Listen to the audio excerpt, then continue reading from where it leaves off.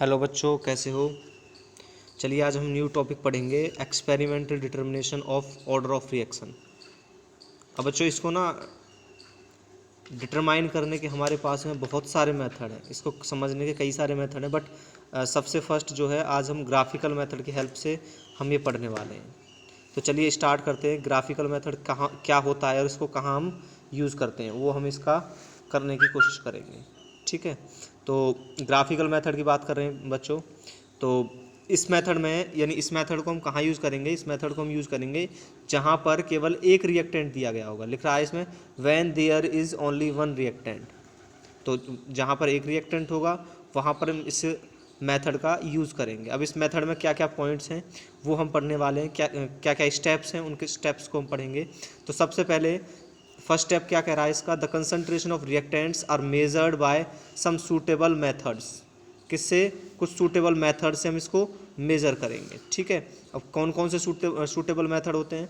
Second point, a graph is plotted between concentration and time. Time और concentration के बीच में हम ग्राफ प्लॉट करते हैं और उससे हम कैलकुलेट करेंगे। ठीक है, थर्ड पॉइंट है the instantaneous rate of reaction at different times are calculated by finding out the slopes of the tangent corresponding to the different times. यानी जो इंस्टेंटेनियस जो रिएक्शंस जो होती हैं उसके लिए हम क्या करेंगे, स्लोप्स के द्वारा, टेंजेंट जो स्लोप और टेंजेंट जो खींचते हैं उसके द्वारा हम उसकी वैल्यू डिटरमाइन करेंगे। ठीक है, फोर्थ पॉइंट इसमें कह रहा है कि the rate of reaction is plotted, किस किस के बीच में बना रहे हैं हम, कंसंट्रेशन और यानी कंसंट्रेशन के बीच में हम रेट ऑफ रिएक्शन का ग्राफ ड्रॉ करने वाले हैं। कह रहा है कि the rate of reaction is plotted, rate of reaction और कंसंट्रेशन के बीच में हम ग्राफ ड्रॉ करेंगे। ठीक है, और जब हम ग्राफ ड्रॉ करेंगे तब हम इसमें देखो क्या क्या हमें देखने को मिलेगा। तो फर्स्ट पॉइंट देखो, फर्स्ट पॉइंट कह रहा है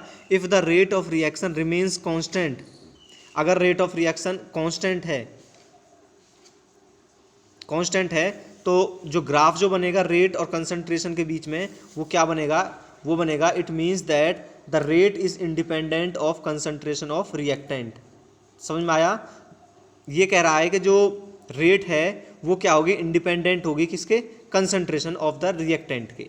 यानी इसको हम यूज़ करेंगे किसके लिए, इसको हम यूज़ करेंगे जीरो ऑर्डर के लिए। किसके लिए यूज़ करेंगे हम इसको, जीरो ऑर्डर रिएक्शन के लिए यूज़ करेंगे। ठीक है, इसका थोड़ा सा मैं तुम्हें बता देता हूँ ग्राफ के द्वारा कि किस तरह से हम इसको करने वाले हैं। तो इसका ग्राफ जो है, ये जो ग्राफ जो बन रहा है इसका, ये ग्राफ जो है जीरो ऑर्डर के लिए बन रहा है। ये रेट है, ये कंसंट्रेशन है अपना इनिशियल कंसंट्रेशन।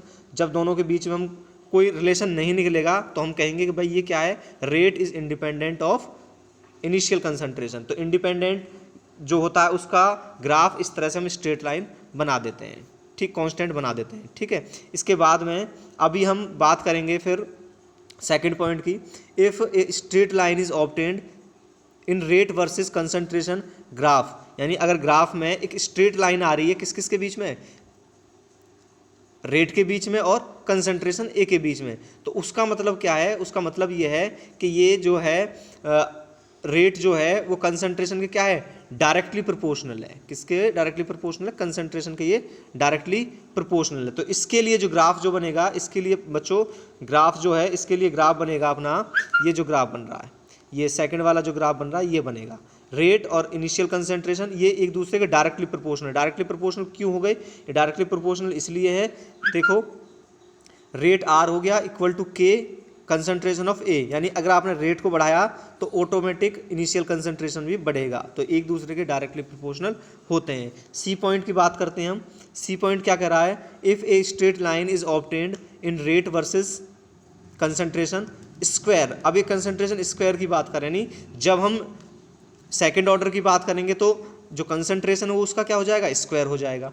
ठीक है, सिमिलरली जब हम थर्ड ऑर्डर की बात करेंगे तो कंसंट्रेशन अपना क्या हो जाएगा, कंसंट्रेशन का यहाँ पर क्यूब हो जाएगा। यानी रेट को बढ़ाने पर कंसंट्रेशन में क्यूब में जाके इसका चेंज होने वाला है। यानी अगर हमने रेट को माने कि रेट को अगर हमने 2 टाइम्स बढ़ाया है तो कंसंट्रेशन में 2 2 4 2 8 टाइम्स चेंज देखने को मिलेगा। ठीक है, इस तरह से हम इसके ग्राफ्स देख लेते हैं। ये जीरो के ऑर्डर के लिए ग्राफ यूज़ कर रहे हैं, ये फर्स्ट ऑर्डर के लिए ग्राफ है, ये सेकंड ऑर्डर के लिए और ये थर्ड ऑर्डर के लिए ग्राफ है। चलिए बच्चों, अभी मैं अपनी ये क्लास ऑफ करता हूँ और उम्मीद करता हूँ कि आप सभी को समझ में आया होगा।